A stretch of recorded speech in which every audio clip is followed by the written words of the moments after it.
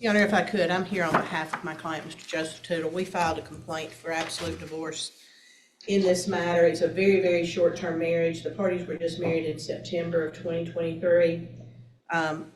And what we have, Your Honor, is that the crux of this case, and really the only asset of this marriage, comes down to the parties prior to their marriage purchased a home at 1047 Yellow Creek Highway.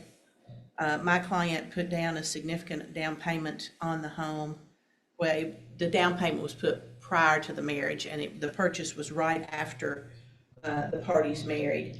The property is approximately between $700,000 and $800,000 home, has a significant mortgage on it. What we're asking, Your Honor, is for exclusive possession of the home. Mrs. Botnick, again, this is a short-term marriage. Mrs. Botnick has 3 children from prior relationships. In fact, she was with child at the time of the parties' marriage that is not my client's child. And she has just finished another custody matter with that child's father. And again, she's not contributing financially. They purchased a vehicle that she is driving, and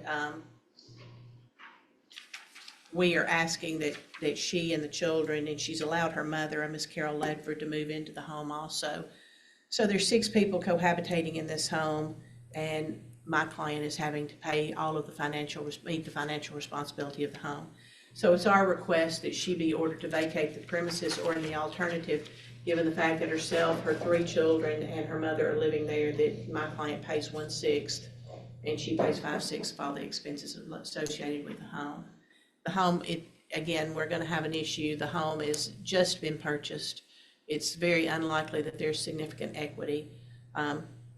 She is not in a position, it's our claim that she's not in a position to buy my client out of the home or get the home refinanced into her own name. But she is not contributing, and she has now begun having extramarital relations, and as a result of that, we want her out of the house. Your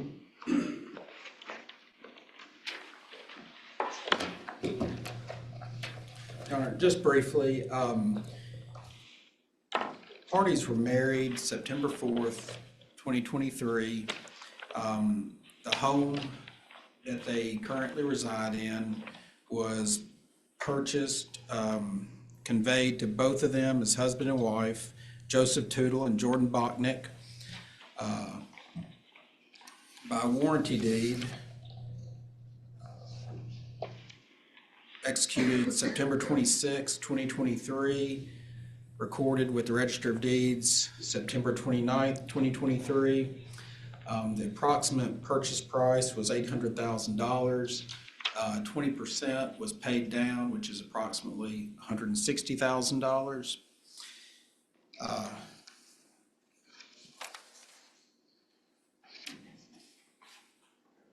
Mr. Tootle makes a significantly higher income than Ms. Botnick. With respect to her children who live there, Mr. Tootle was fully aware that Ms. Botnick had children when they married, fully aware that they would be moving into the residence. And with respect to Ms. Botnick's mother, he agreed that she could move into the residence. Our position, Your Honor, is that the house is a marital residence. Mr. Tootle has significantly more income than Ms. Botnick, and we have filed before the court today is a motion to sell the marital residence, and we would propose that upon its sale, the net proceeds be paid into court, and then we can proceed with the divorce in that regard. But I would submit to the court there's no basis to grant Mr. Tootle exclusive possession of the marital home. Ms. Botnick's name is on the deed. It's a marital asset, and submit that she's entitled to reside there just as much as he is. Imagine marrying a single mom who has 3 kids with different fathers. You buy a new house, and then she divorces you and tries to sell the house, even though she didn't pay for it. He didn't realize how risky it was to marry her. Now she's in court asking the judge to put the house in her name, which has started a legal fight.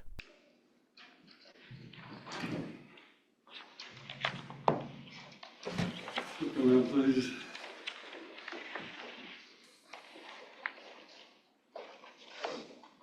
Raise your right hand, be placed under oath.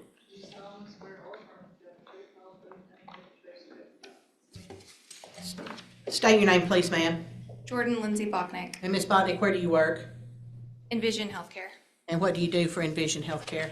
I'm an AP specialist. And what, Please scoot up a little bit toward that microphone Sorry. so we make sure it's picking I'm up. an AP specialist, and what does that mean?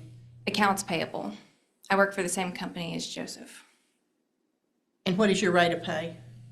22 an hour. You work 40 hours a week, Yes, ma'am. and you have 3 children by how many different men? 3. And how much child support do you get? I get child support 1 kid and $697. $697 for what child? 1 child, and I don't get child support from the other 2. What child do you get the 190? Sailor, the baby. And who is Sailor's father? Nick Ellis. And that's your youngest child? Yes, ma'am. And you were in fact pregnant with Sailor at the time that you married? No, Or right after you had just had the child? I just had him. He was born in June, and I got married in September. Okay.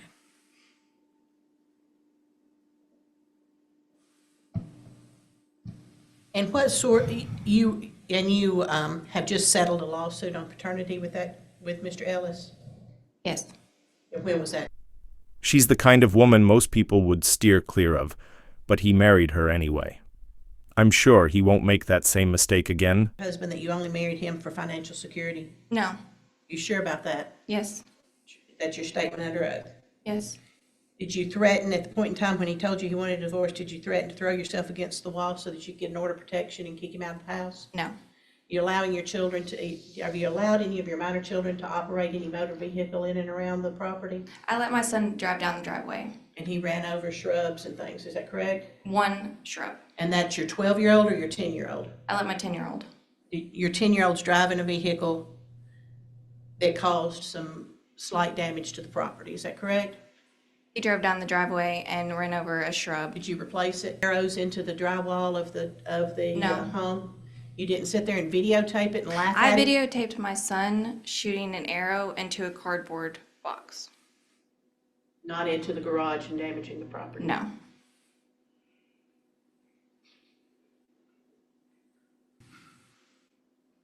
Have you contributed to the house payment?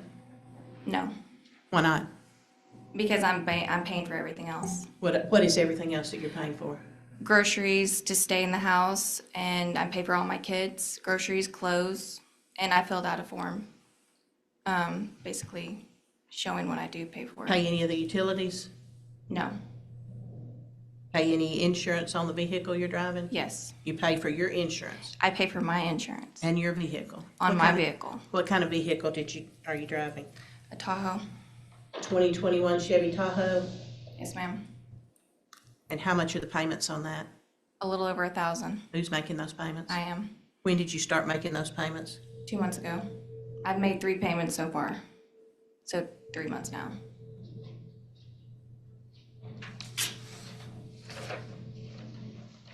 When did you purchase that vehicle? August 22nd of 23. You acknowledge that the down payment on the home came from his separate funds, do you not? Your Honor, I'm going to object. That calls for a legal conclusion. I'm sorry? I object. That calls for a legal conclusion as to what separate funds are. I'll rephrase the question.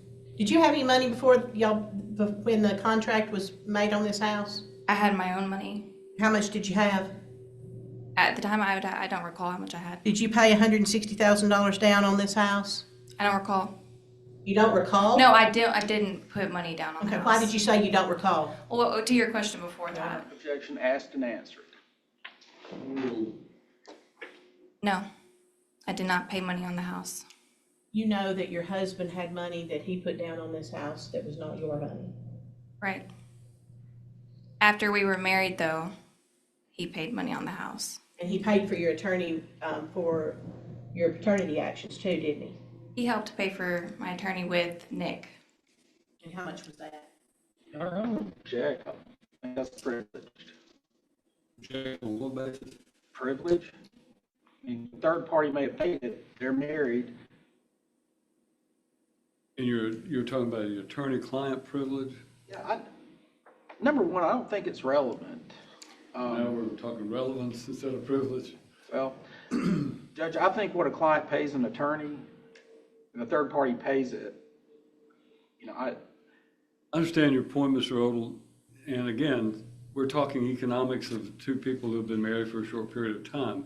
You will be able to ask questions of him regarding any expenditures he's made, and my understanding is that these questions are being asked to demonstrate the financial contributions each of them have made to the household, because one of the motions that we have before the court today is the motion for exclusive possession of the marital residence, and that entails who's going to pay the mortgage for that. There's also a motion for a temporary division of marital debt, which is on the docket. So all of these issues are relevant on the issues that are before the court. She's not required to testify about any direct conversations that she may have with her attorney, but the question of if there were marital funds or his separate funds that were used to pay for her attorney, then for whatever relevance, I mean, whatever weight that is, I think it is relevant on the issue before the court. Please repeat the question. Who paid for your attorney? Joseph did. Did you ask him to do that He offered to help me out. when you got sued? I didn't get sued. Did you file the paternity suit, or did Mr. Ellis sue you? Did you sue We him? agreed upon it. I didn't get sued. He didn't file a petition against you, Yes. so you got sued. Okay, I didn't know that was being sued. He filed a petition to establish paternity, Mr. Ellis did, Okay. correct? Yes, ma'am.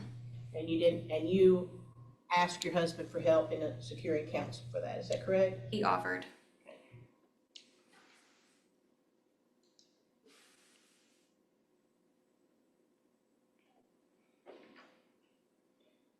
Have you ever contributed anything to, other than paying for your children, food? Have you ever contributed anything to the mortgage, to the utilities?